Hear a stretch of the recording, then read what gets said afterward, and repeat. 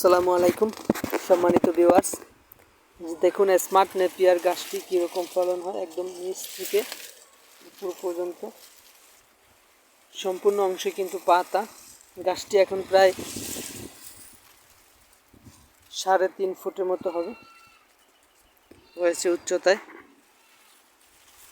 সম্পূর্ণ অংশে কিন্তু পাতা, ওটা প্রথমবার লাগানো হয়েছে, তাও সোপায় কী পরিমাণ হয়েছে দেখুন দর্শক। প্রতিটি সোপায় অনেক ঘাস হয়েছে। এখানে প্রায় 3 বিঘা জমিতে এই স্মার্ট নেপিয়ার গাছটা চাষ করা হয়েছে। আপনারা যদি চান কেউ এই গাছটা চাষ করবেন, আপনারা করতে পারেন। গরু ছাগল খুব ভালো পরিমাণে খেয়ে থাকে এবং সোপায় অনেক বেশি।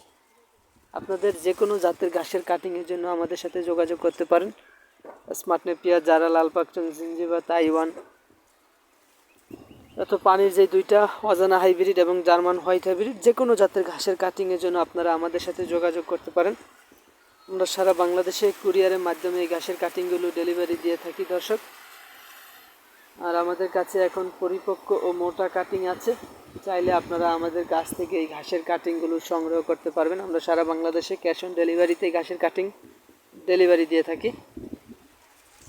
আর এটা চাষ পদ্ধতিটা হলো আপনার উঁচু জমি নির্বাচন করতে হবে, যেখানে বর্ষার মৌসুমে পানি জমে না থাকে। সাধারণত বৃষ্টির পানিতে তেমন কোনো সমস্যা হয় না। উঁচু জমি নির্বাচন করবেন যেখানে বর্ষার মৌসুমে পানি জমে না থাকে।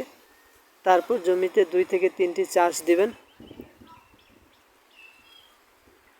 চাষ দেওয়ার পরে আপনারা যদি ভার্মি কম্পোস্ট সার থাকে আশেপাশে, সেক্ষেত্রে ভার্মি কম্পোস্টটা জমিতে দিবেন, অথবা পচা গোবর দিবেন। আর তা না হলে ড্যাপ সারটা ক্রয় করে জমিতে ছিটিয়ে দিবেন। তাহলে একটা ভালো ফলন পাবেন এই স্মার্ট নেপিয়ার ঘাসে। এবং লাগানোর পরে কিছুদিন পরে দেখবেন জমিতে নিচ থেকে আবার আগাছা উঠতেছে, নতুন ঘাস, আগাছা ঘাস। ওগুলো আবার পরিষ্কার করে ইউরিয়া সার দিয়ে দিবেন। তাহলে আপনি একটা ভালো ফলন পাবেন এই স্মার্ট নেপিয়ার ঘাস চাষ করে। দর্শক, আজকে এ পর্যন্তই। আমার ভিডিওটি ভালো লাগলে অবশ্যই আমার চ্যানেলটি সাবস্ক্রাইব করে পাশে থাকবেন এবং অন্যকে দেখার সুযোগ করে দেবেন। সকলে ভালো থাকবেন। আল্লাহ হাফিজ।